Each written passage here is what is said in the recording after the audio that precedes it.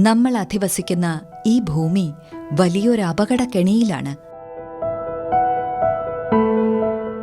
Global warming അഥവാ ആഗോള താപനത്താൽ ഭൂമിയുടെ പരിസ്ഥിതി അവതാളത്തിലായിരിക്കുന്നു.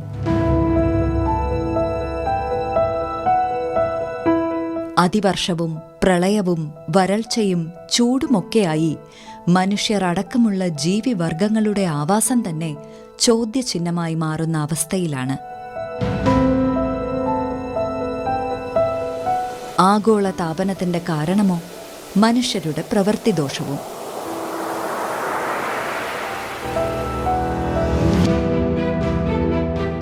അനുദിനം അന്തരീക്ഷത്തിലേക്ക് ഉത്സർജിക്കുന്ന കാർബണും മീഥേനും നൈട്രസ് ഓക്സൈഡും ഫ്ലൂറിനേറ്റഡ് വാതകങ്ങളും കൂടി നമ്മുടെ ഭൂഗോളത്തിന്റെ പുതപ്പായ ഓസോൺ പാളികളെ ദുർബലപ്പെടുത്തിയതുകൊണ്ടാണ് ആഗോളതാപനം ഉണ്ടാകുന്നത്.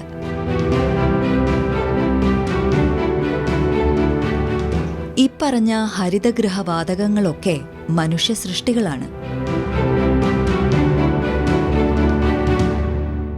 പെട്രോളിയം അടക്കമുള്ള ഫോസിൽ ഇന്ധനങ്ങൾ കത്തിച്ചു പ്രവർത്തിക്കുന്ന വാഹനങ്ങളുടെ പുക, ഫാക്ടറി പുക, വിറകും മറ്റും കത്തിക്കുന്ന പുക കാർബൺ ഡയോക്സൈഡിനെ സൃഷ്ടിക്കുകയും ജൈവ വസ്തുക്കൾ അഴുകി മീഥേൻ വാതകങ്ങളെ സൃഷ്ടിക്കുകയും കടും കൃഷി നടത്തി നൈട്രസ് ഓക്സൈഡിനെ സൃഷ്ടിക്കുകയും എയർ കണ്ടീഷണറുകളും ഫ്രിഡ്ജുകളും ഫ്ലൂറിനേറ്റഡ് വാതകങ്ങളെ സൃഷ്ടിക്കുകയും ചെയ്തതുകൊണ്ടാണ് അന്തരീക്ഷ മലിനീകരണം ഉണ്ടാകുന്നത്.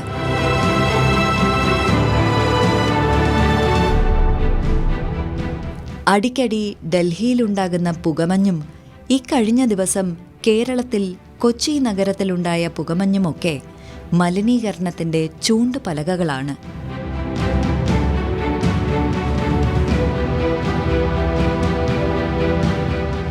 ഹരിതഗൃഹ വിപത്തിനെ തടയാൻ സസ്യവർഗങ്ങൾക്കാകും.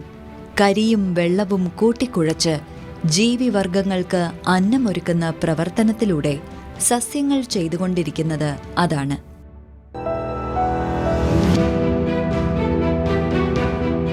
ഒന്നുകൂടി വിശദമായി പറഞ്ഞാൽ, അന്തരീക്ഷത്തിലെ കാർബണിനെയും വെള്ളത്തിലെ ഹൈഡ്രജനെയും ഓക്സിജനെയും കൂട്ടിച്ചേർത്താണ് കാർബോഹൈഡ്രേറ്റ് എന്ന അന്നജത്തെ ഉൽപ്പാദിപ്പിക്കുന്നത്.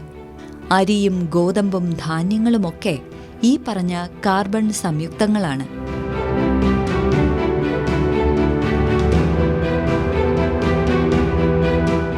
ഒരു സസ്യം നന്നായി വളരുവാൻ ഏറ്റവും കൂടുതൽ വേണ്ടുന്ന പോഷകമൂലകം കാർബണാണ്. അന്തരീക്ഷത്തിൽ നിറഞ്ഞുവരുന്ന പുകപടലങ്ങളെ മുഴുവൻ ആവാഹിച്ച് ഭൂമിയെ ശുദ്ധമാക്കുവാൻ സസ്യങ്ങൾക്ക് മാത്രമേ കഴിയുകയുള്ളൂ.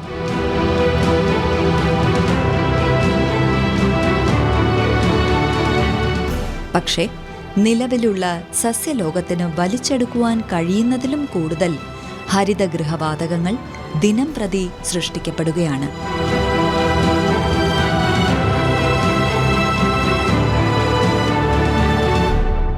അതിനു പരിഹാരമായി കൂടുതൽ കരുത്തുറ്റ സസ്യങ്ങളെ കൂടുതൽ ഇടങ്ങളിൽ നട്ടുവളർത്തുകയും ഒപ്പം ഹരിതഗൃഹവാതക സ്രോതസ്സുകൾ കുറച്ചുകൊണ്ടുവരികയും ചെയ്യണമെന്നാണ് ഐക്യരാഷ്ട്ര സംഘടന നിർദ്ദേശിച്ചുകൊണ്ടിരിക്കുന്നത്.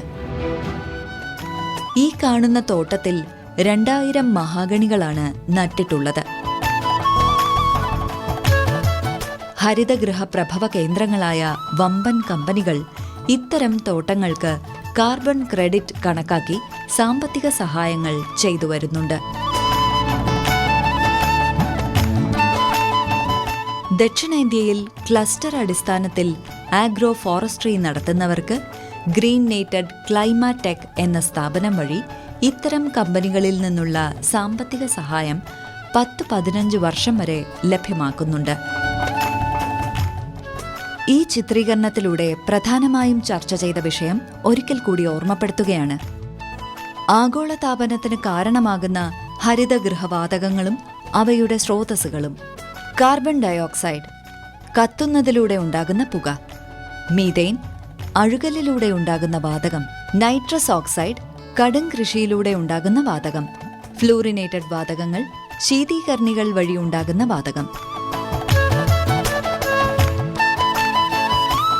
ഹരിതഗൃഹവാതകങ്ങളെ തടയാൻ ഐക്യരാഷ്ട്ര സംഘടന ലോകരാജ്യങ്ങളോട് 2 കാര്യങ്ങൾ മാത്രമാണ് ശുപാർശ ചെയ്തിട്ടുള്ളത്.